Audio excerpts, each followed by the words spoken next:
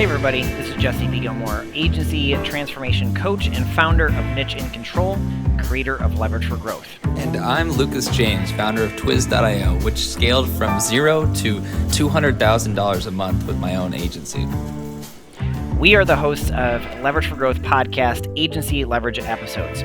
We know that in order to scale your agency successfully, there are multiple shifts that need to happen within the founder's mindsets, skill sets, and leadership styles. We are on a mission to interview marketing and PR agency owners on their journey to 6, 7, and 8 figures and leverage the lessons from their journey to save you time, energy, and money in order for you to get your agency to the next level. If you find value in these episodes, watch the case study video to learn more about Leverage for Growth and how we successfully scale agencies quickly at nicheincontrol.com/case study. That's nicheincontrol.com/case study. You are now listening to Leverage for Growth. Hey everybody, this is Jesse B. Gilmore, founder of Niche in Control and creator of Leverage for Growth. Welcome to the Agency Leverage Edition. Today I am here with Duane Brown, founder of Take Some Risk, a digital marketing agency that helps e-commerce, direct-to-consumer, and SaaS brands create and scale profitable growth through marketing strategy, PPC marketing, and revenue optimization. Thanks for coming to our show today, Duane.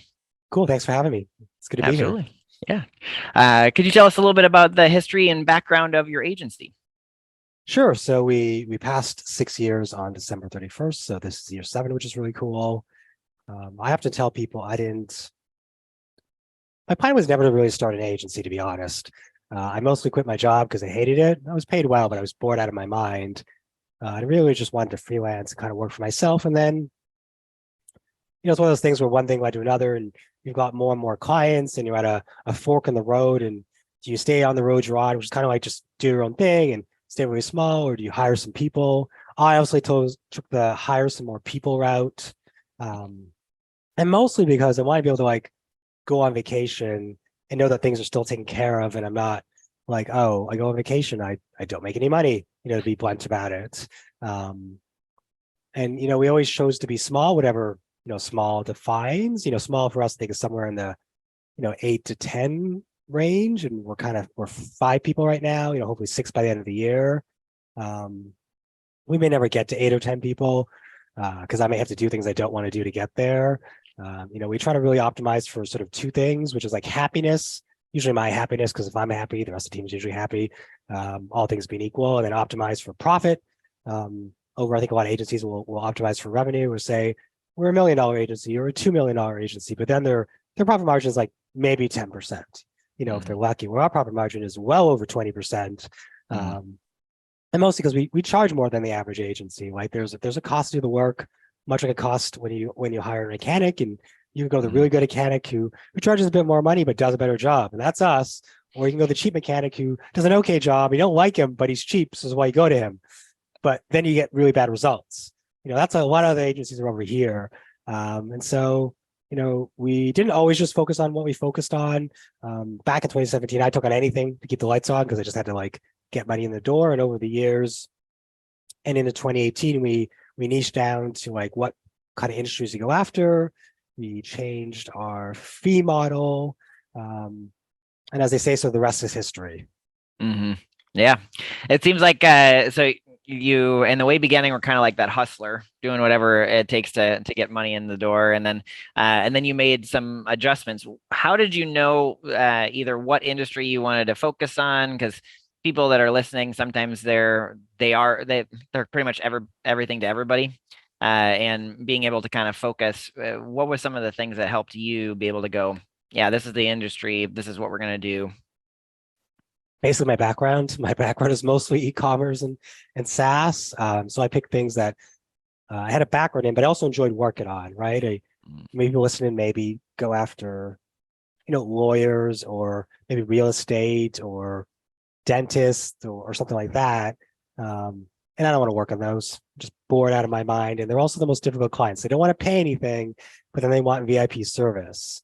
We also don't really work on, even though we do e-com and D2C, unless it's an established business, we don't work on jewelry brands. Jewelry brands online are really hard to do.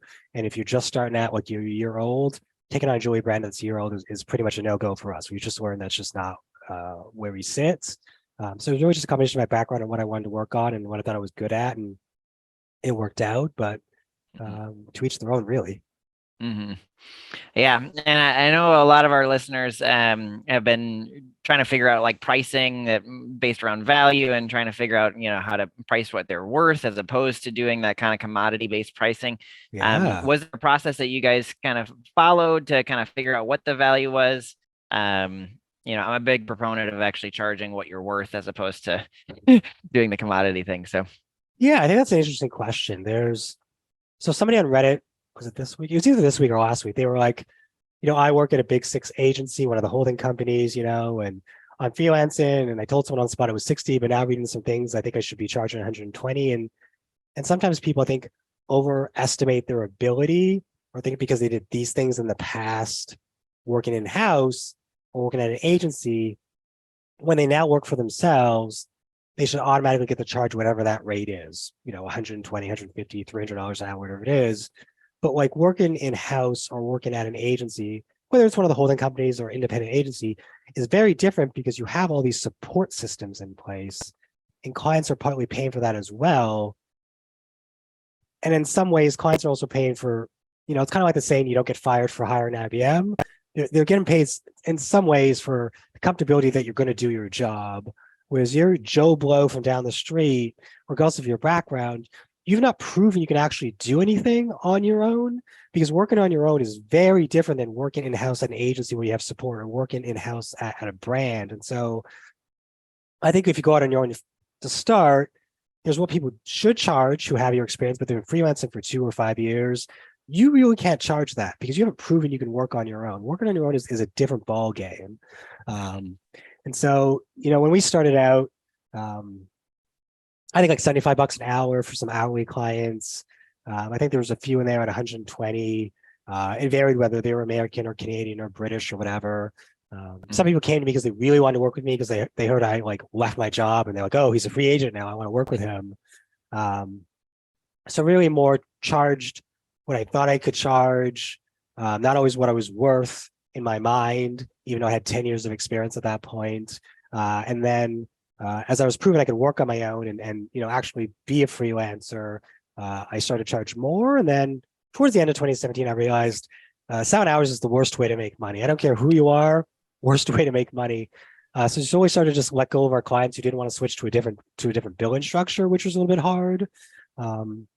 And then by Feb 2018, we fixed on sort of a mixed model. So we charge a monthly strategy fee because we think, there's 2 jobs you're hired us for. You're hired us to think about like what we're going to do. You've got a dozen items on the to-do list. Our job is to pick the right items to work on to move you forward based on your KPIs and goals.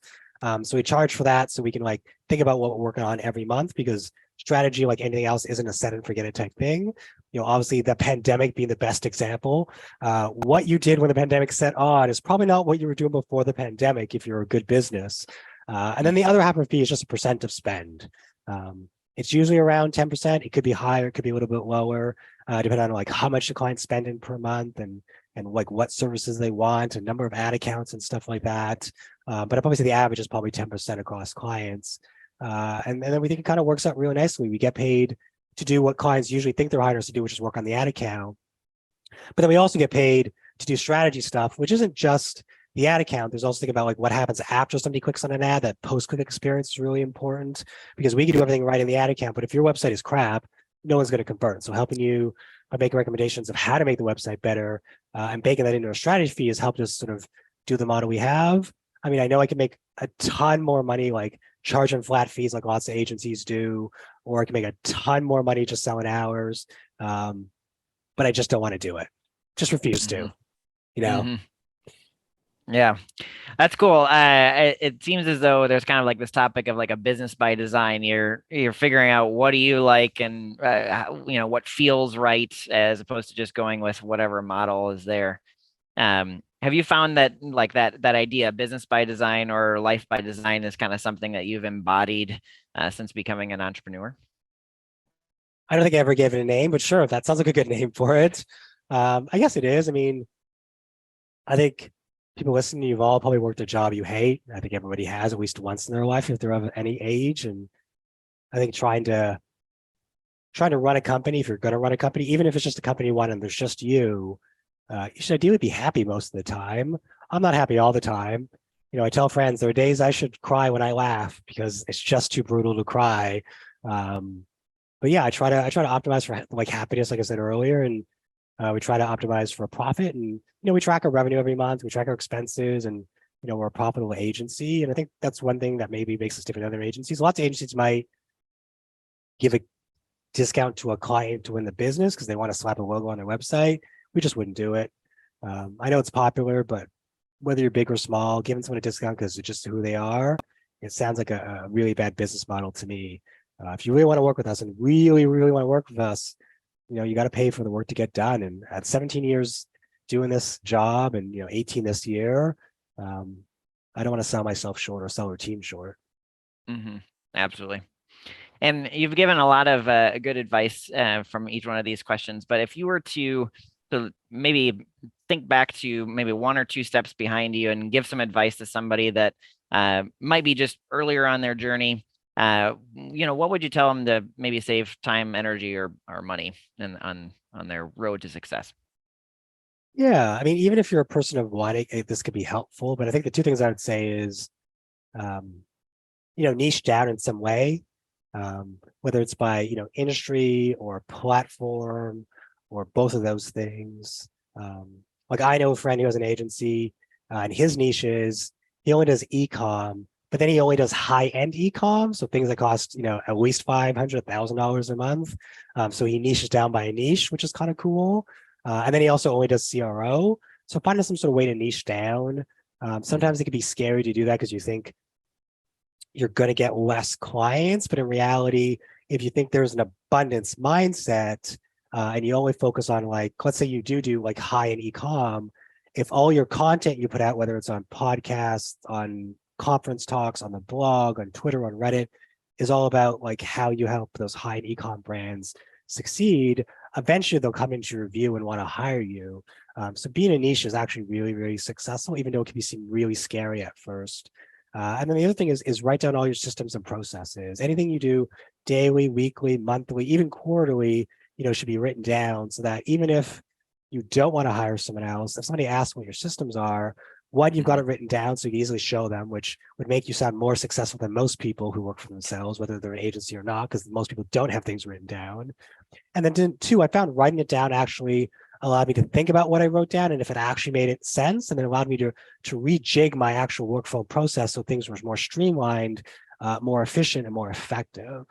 And then if you do want to hire someone, even if it's just a contractor to help you out because there's a big project, you go, well, here's our systems and here's how it works. You should be able to come on board really easily to help me out on this project.